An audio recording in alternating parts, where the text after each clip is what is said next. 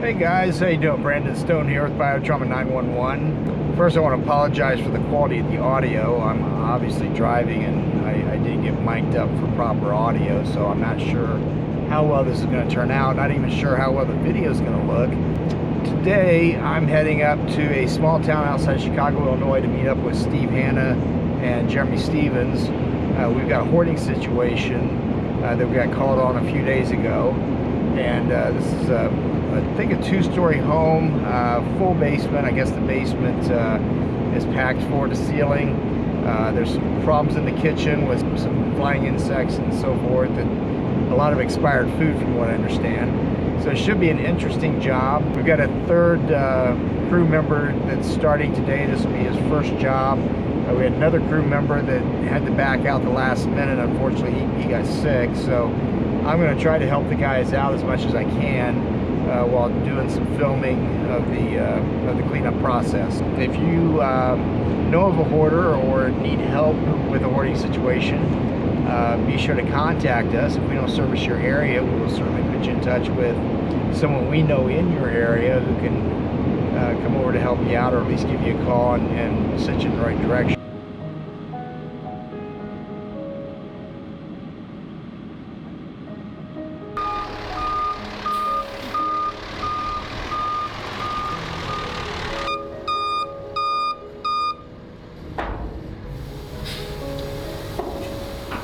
You good?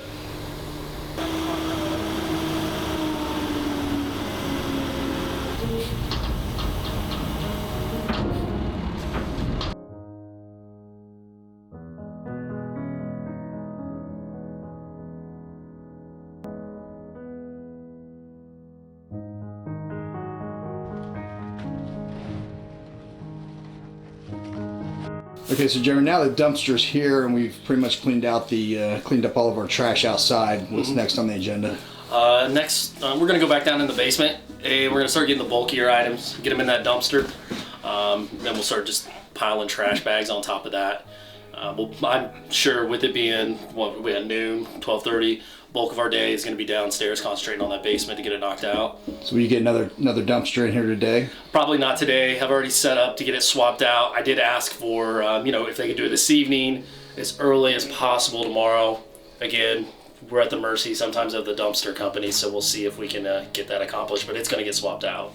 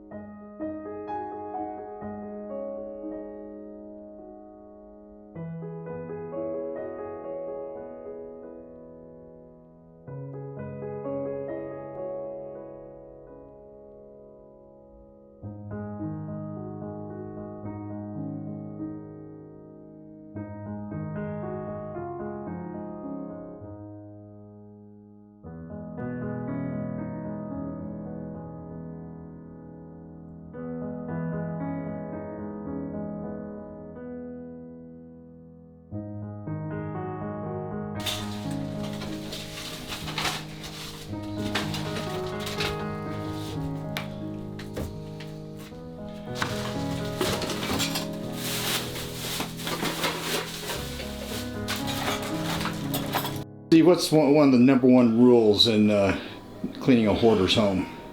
We do not open a refrigerator until the last day. Okay, Normally because the smell that's going to happen when you open the door. but this isn't the last day, but I want to get it on film to see what's in here, so we're going to go ahead and open it up, right? So we can blame you for anything that happens from this point on. Okay, well, let's see what we got.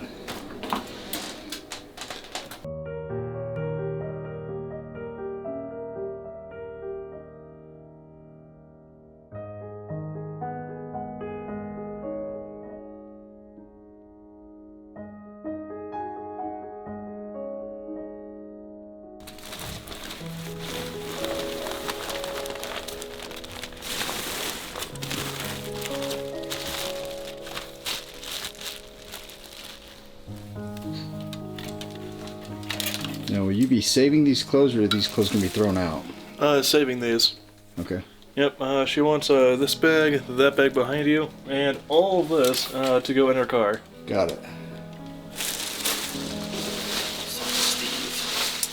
Did you find anything valuable? I don't know. It sounds like What years are they? there were dollars. This is a 74.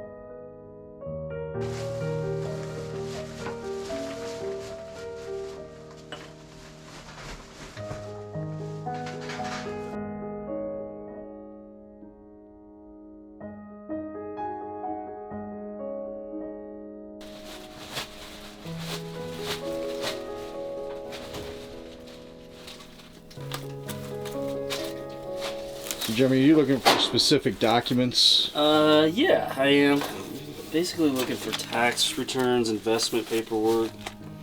I think we're dating back about 6 years from now. Looking for anything like that. Yeah, is this something the team typically does, is go through each document to look for anything important? Yeah, I mean, a lot of times, we almost always do it every time, unless we're specifically told not to. Even when we're told not to, we come across financial paperwork like that. We still want to talk to the client to find out if they'd like to keep it, hold on to it. What do you got there, Steve? These are some old metal toys from the 20s, probably 20s or 30s. I'm not sure if they're where they're made at, but it looks like a whole little system here that runs off a pulley and strings that you can set up, and this pulley would attach to maybe this grinding wheel here, and when it turns the grinding wheel.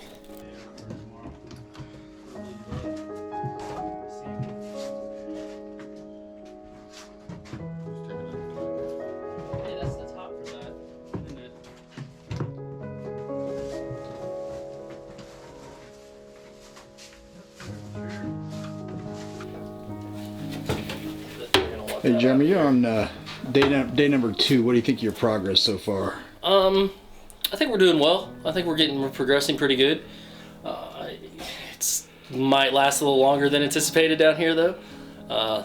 There's a lot of little stuff spread out all over the place, and it's heavy, which means we got to make the bags a little smaller, taking them up and down to back off on the weight of them as well. And there's several rooms down here, right? We're just seeing one room out This of is 3 or the main 4. room where you enter the basement. You've got a back room here. You've got 2 more rooms back through that door as well. And they're all packed equally as full. Very similar to this, like right here. Yeah. Okay. So yeah, And but a lot of that stuff you've already taken out. Yeah. Yeah. Yeah, absolutely. To make a cloth kite. You got the ACDC kite. All right. It's pretty cool. It's not something you can buy in a store. No, I don't think so. What do you got there, Steve? These are some old tin toys. I'm not sure of the year on them, but it even has a tin Evinrude outboard motor. Something I've never seen before. Wow. But the old tin toys, wind-up toys, we'll get these back to the client because some people do put a lot of value in the old toys. So we'll let her make that decision whether she wants to get rid of them or not.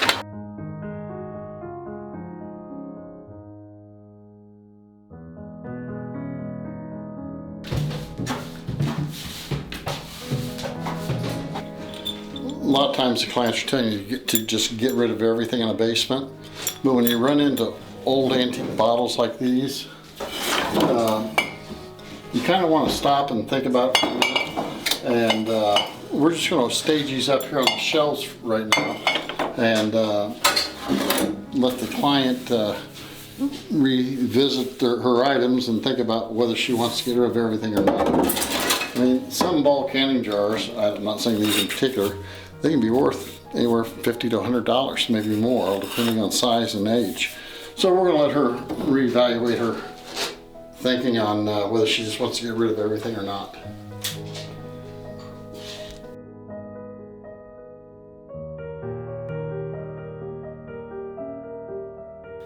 So what'd you guys find there, Jeremy? Some actual silverware, actually. Silverware? Yes, it's silver. I don't know a lot about silver. Steve seems to know a lot more about it than I do. Now, But, are these dated? we are finding dates on some of them. This one is engraved to John, and it's dated May 22nd of 1893.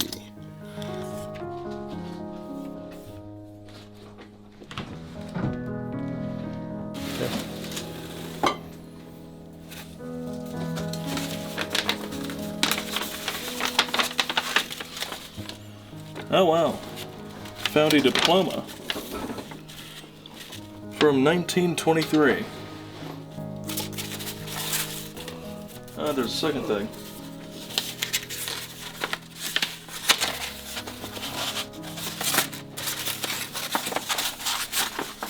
Looks like an old family picture. When do you think that's dated? So what'd you find, Steve? A couple watches under some clothing and such in a drawer. Looks like the watch chain and the watch fob are from the Knights of Columbus. Oh, I'm sorry, the Knights of Pythian. And a really nice antique gold pocket watch with yet another smaller, I believe that's going to be a woman's pendant watch. And they both seem to still be working. We did a little wind on them. They're ticking away. And just the things you find when you're paying attention to what's in the drawers, you're just not grabbing and throwing things away. You kind of have to sort, but you sort quickly, but you still need to sort and keep your eyes opened. And I think the family will be happy to get this stuff back.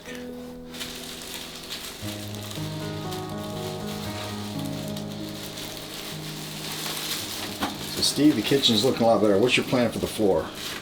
Plan for the floor would be to get it swept up and then put a degreaser on it, mop it on, and then we'll scrub the floor. And after that, we'll give it a mop and then a final rinsing mop. So you think you can restore the floor? I believe I can get the floor back in good shape.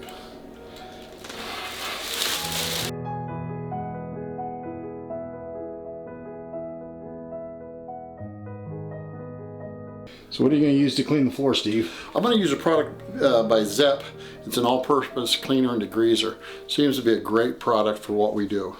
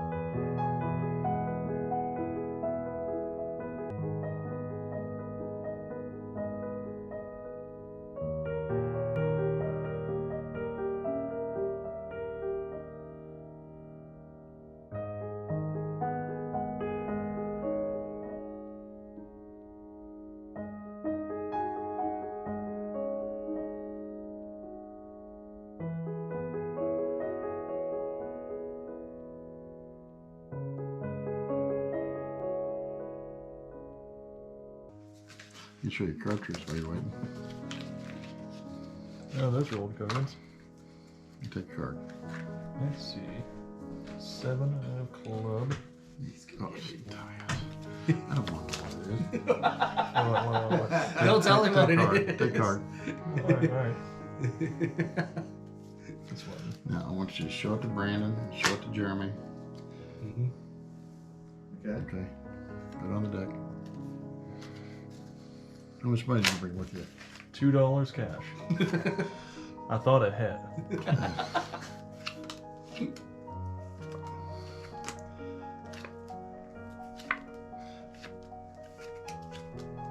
Now, what do you want to bet the next card turn was yours? Sold $1. 'Cause that's half. That's half the paper Bet a cash dollar? over. Yep, I bet $1. Is that your card? That seems rather unfamiliar. I just don't know what you're talking about. I don't Every accept, time. I don't accept either of yours. That's time. okay. I gotta pay.